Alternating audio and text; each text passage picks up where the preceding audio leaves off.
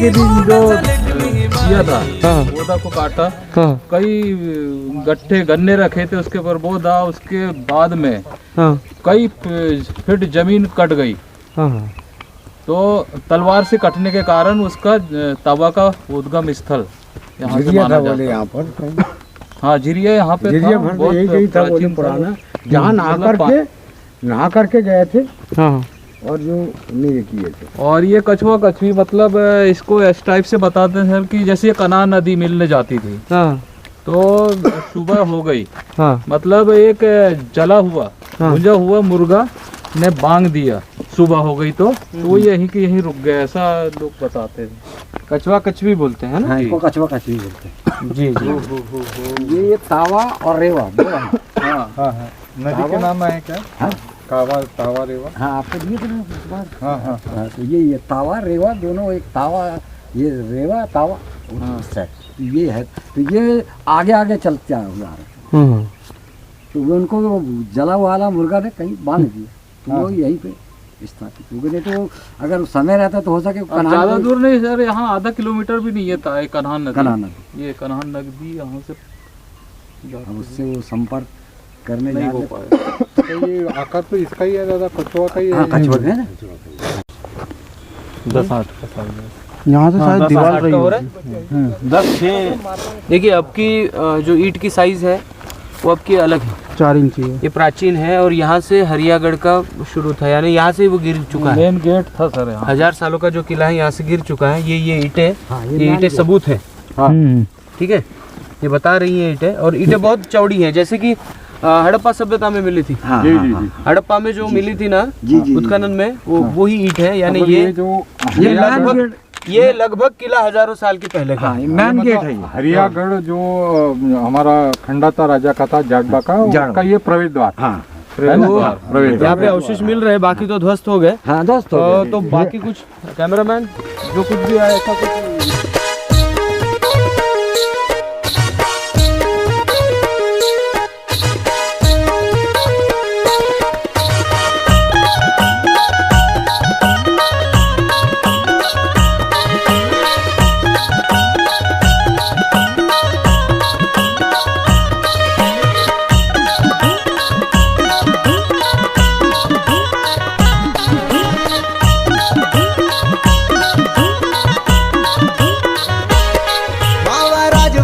केजा कोया मावा शंभुदेवने दंडो से मावा समदो जगुने मावा गोंडवाना।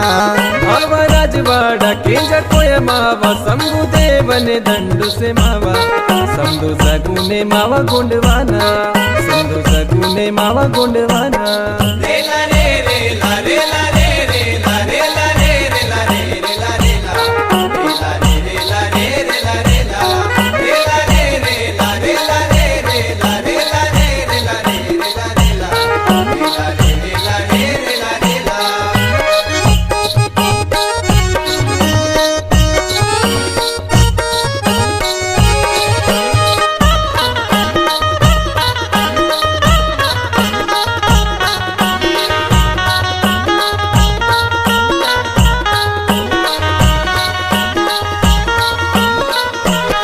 नारे नाटे ने तू मंदाना डोलू वाजाता ना दिले काना। झलका वाटा न सोवाटा चल ये धन खुशीता। दरिना नरी नरी न दरिना नरी नरी न आह दरा हर देर न देना। समदो जगुने मावा गोंडवाना, समदो जगुने मावा गोंडवाना। रेला रे रेला रेला रे रेला रेला रे रेला रे रेला रेला। सेवा जोहार सगाजन, मैं राहुल कन्ना के। मैं हूँ गोंडवाना की एक प्राचीन राजधानी पर, जिस राजधानी का नाम है हरियागढ़ या हिरदागढ़ भी बोलते हैं। हाँ जी, हिरदागढ़ भी बोला जाता है। एक्चुअली इस किलेगढ़ का इतिहास मैं आपको बता दूं, बहुत सारे आप गूगल पे पढ़ेंगे या बहुत सारे इतिहासकार ये कहेंगे कि ये किला कम से कम 1000 साल पुराना है। लेकिन एक्चुअली जब इसका सिस्टम मैं देखते आ रहा हूँ और समझते आ रहा हूँ तो मेरे ख्याल से ये किला 1500 से 1600 साल पुराना है। ये कोई 1000 साल की बात नहीं है, तो उससे भी 500-600 साल पुराना है। अभी इस हरियागढ़ की एक आपको थोड़ा सा इतिहास बता दूँ। ये संग्राम शाही के अंतर्गत भी आता था। ये वीरांगना रानी दुर्गावती और दलपति शाह जी के भी अंतर्गत आता था, यानी गोंडवाना के अंतर्गत आता था। इसके पहले यहाँ पे जाडबा खंडाता जी ने इस हरियागढ़ पे राज किया।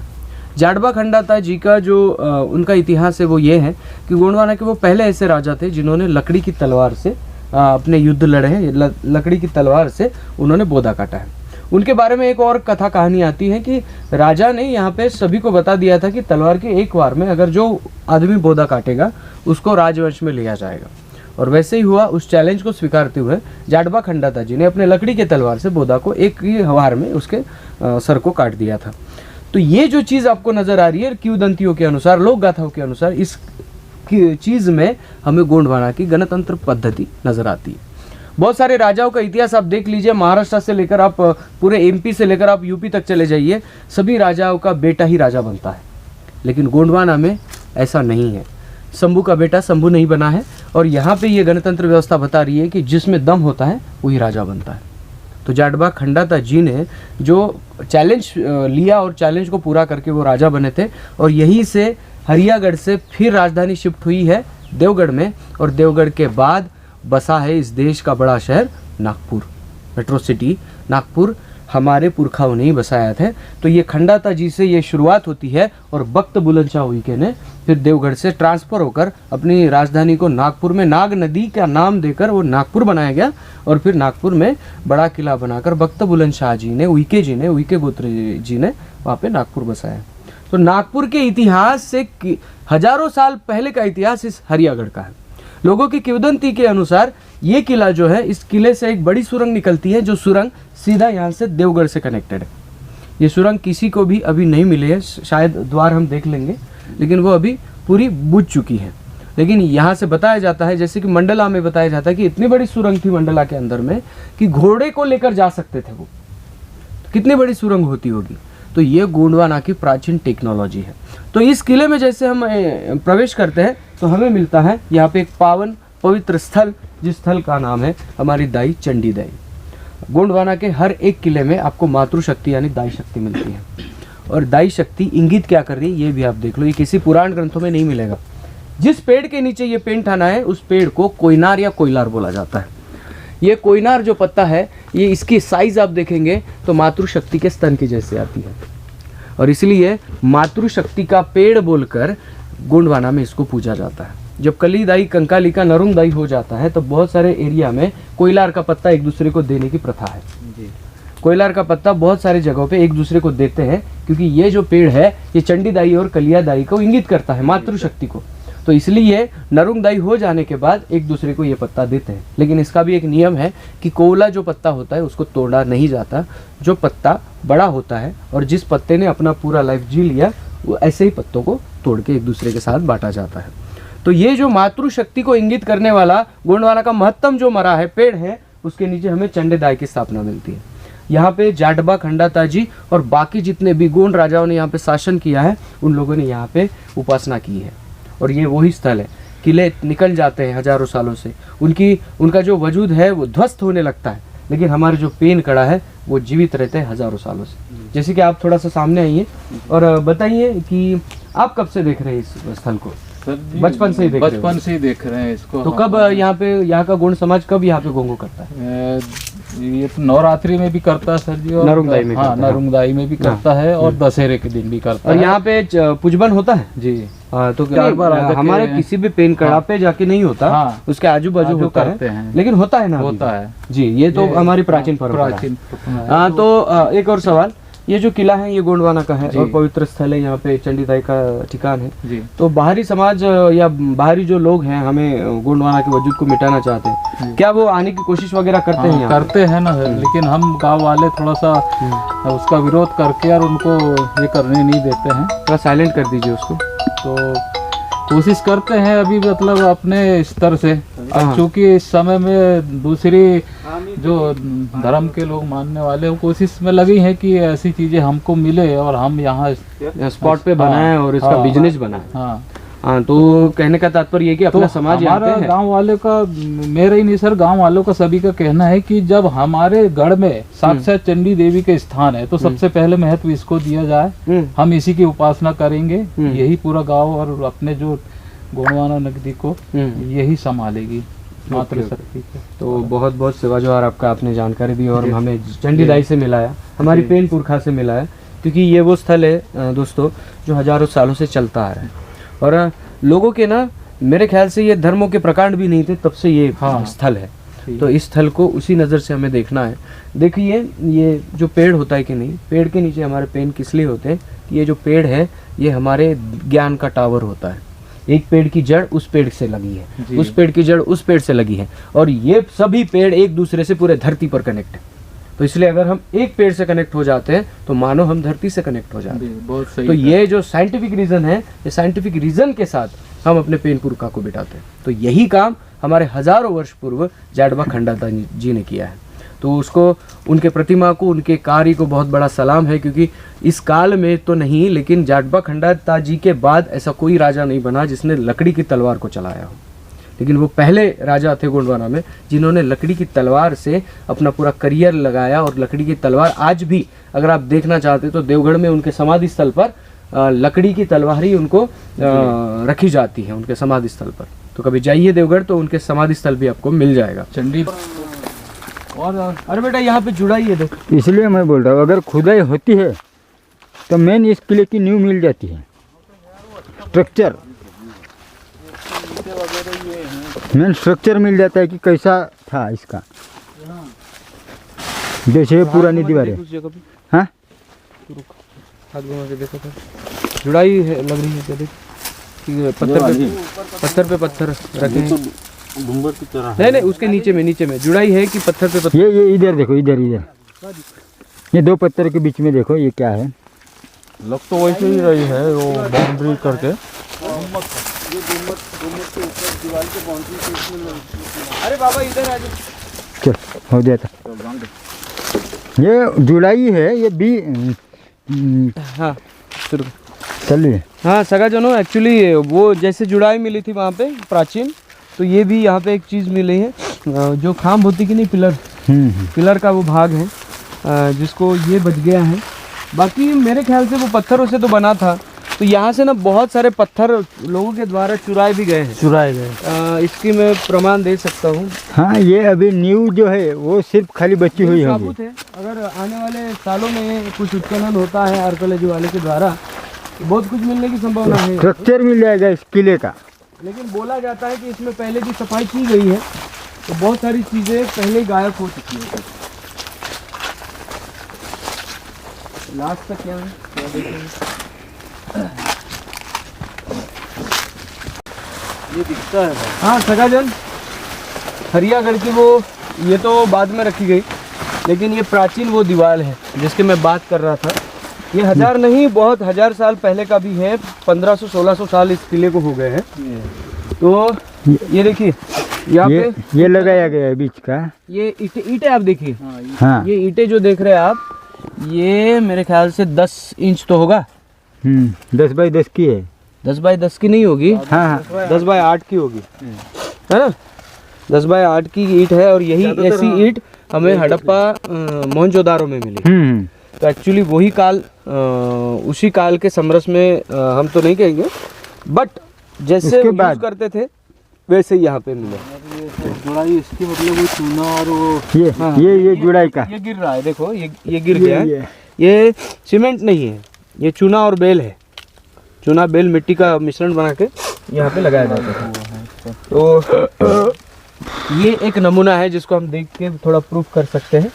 और ये फिर अभी भी साबुत है, बढ़िया है। अभी कितने दिनों तक रहेगा ये बता नहीं सकते, लेकिन गोंडवाना के समस्त गंड जीवों को बताना चाहूँगा कि इसको अगर साबुत रखना है तो बाकी लोगों का अतिक्रमण आपको रोकते रहना है। हाँ। और इसको, इस किले को महीने में या साल में एक बार, सभी सगाजन एक बार यात्रा के मौसम में आके सब इसकी सफाई कर देना। सभी लोग जब आएंगे इसकी गोंगो करने तो हाथ में एक वो क्या बोलते, कोयता लेके आइए। और जितना आपसे जमेगा आपके एनर्जी से, उतना थोड़ा सा कचरा साफ करके चले जाइए। क्या होगा, एक आदमी थोड़ा सा करेगा तो पूरे समाज के आदमी पूरा क्लियर, किला जो है वो क्लियर कर देंगे। और अपना किला साफ भी रहेगा और बहुत ज़्यादा दिन तक बचेगा। तो यही मैसेज मैं हरियागढ़ के पूरे क्षेत्र जो आसपास में देना चाहूँगा। गोंगो के लिए जब आते हैं तब हाथ में कुछ फावड़ा वगैरह लेके आइए। खोदना नहीं है कुछ, आपको इसको साफ़ करना है, इसका कचरा जो है इसको काटना है, एक जगह पे रखना है और इसको साफ़ सुथरा रखना है, तब जाके ये आने वाले 2-4 पीढ़ी तक या 20-25 पीढ़ी तक पहुंच पाएगा। नहीं तो आप ध्यान नहीं देंगे तो कल इधर आके कोई घंटी तो बजाएगा। तो याद रखना मेरी बात, इसको बचाना है तो आपको पहले सजग होना पड़ेगा। चलिए अभी हम निकलते हैं। जी।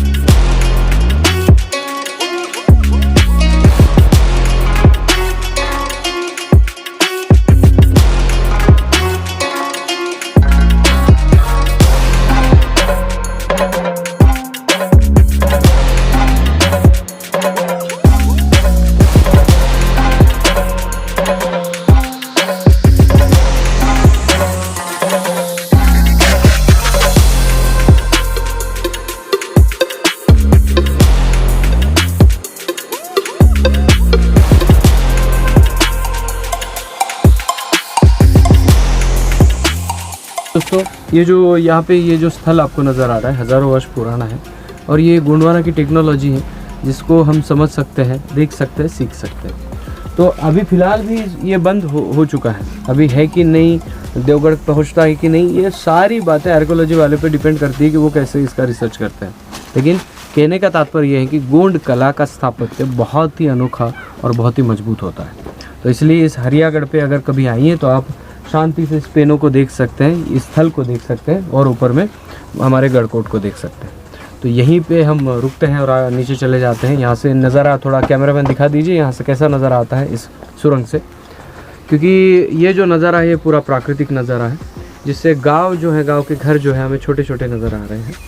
तो इस सभी चीज़ों को देखते हुए आप सीखेंगे, अपने इतिहास को बनाए रखेंगे। गाँव वालों को बताऊँगा कि आप इसे बनाए रखिए, इसको साफ़ सुथरा रखिए। जितना आप साफ़ सुथरा रखेंगे उतना वो ज़्यादा दिन तक, ज़्यादा पीढ़ियों तक पहुंच पाएगा। तो मिलते हैं अगले वीडियो अगले टॉपिक के साथ। तब तक के लिए जय सेवा, जय जोहार, जय आदिवासी, जय गोंडवाना, जय हिंद। तो सगाजन ये हरियागढ़ का क्षेत्र हम देख रहे हैं गोंडवाना का, और यहाँ से आप देख सकते हैं हरियागढ़ कितना दूर है। और ये खेत है इधर के, तो खेत में मेरे ख्याल से अभी हल चला गया और उसके बाद ये चना वगैरह लगाया गया। तो हर बार हल चलाते समय कुछ चीज़ें बाहर आती हैं। तो देखिए वहाँ की ईंट जो है ये आज की ईंट से बहुत अलग है, डिफरेंट है। तो इसकी कीमत, ये जो इतना अमूल्य इतिहास है, इसकी कीमत आज किसी को नहीं पता। इसलिए देखिए ये ऐसे पड़े मिलते हैं, यहाँ पे है, यहाँ पे मिल जाएगा। ये देखिए ईंट, ये देखिए। अभी इसमें अंदर में क्या होगा, कुछ होगा, बहुत सारा इतिहासकालीन सामान होगा, लेकिन वो ऐसे वेस्ट हो जाएगा। जैसे हल चलेगा वैसे वो टूटते जाएगा, वैसे वो बारीक होते जाएगा, ख़त्म होते जाएगा। यहाँ से बाउंड्री दिख रही है अपने को, बहुत बड़ा परिसर है। हाँ, ये पत्थरों पे अभी खेती होने लगी है, सब होने लगा। तो जब तक इतिहास कितना अमूल्य है ये लोगों को पता नहीं चलता, तब तक इतिहास बचेगा कैसे। बहुत अमूल्य इतिहास है, हज़ारों सालों की ईंट हमारे हाथ में है, इससे बहुत कुछ हम सीख सकते हैं। क्योंकि ये ईंट हड़प्पा सभ्यता में भी ऐसी ईंट मिली थी, जिसे हड़प्पा मोहनजोदारो बोलते हैं, उस कल्चर में भी ऐसी ईंट मिली थी। तो इस गांव वालों से, इस गोंडवाना वालों से निवेदन है कि आपके क्षेत्र में जो भी इतिहासकालीन किला होता है, गढ़ होता है, वो आपके पुरखों की निशानी है। उसके हर एक ऐतिहासिक वास्तु को, चीज़ों को बचाना है, तब जाके आपके आने वाले 2-4 पीढ़ी आपके नाती देख सकेंगे। आप ही इसको ख़त्म कर देंगे, आप ही इसको नष्ट कर देंगे, तो आने वाली पीढ़ी छाती ठोके बोल ही नहीं पाएगी कि गोंडवाना के हम लोग हैं।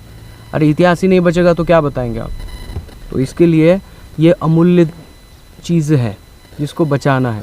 गांव वालों से ये कहना चाहूँगा, ऐसी चीज़ें मिलती हैं तो इसको ध्वस्त ना करें ना, एक दिन जमा करें और एक जगह तो रख दे कि आने वाला कोई भी हमारे जैसे नई पीढ़ी सीखने आती है, समझने आती है इतिहास को, तो उनके हाथ में तो मिले ये चीज़।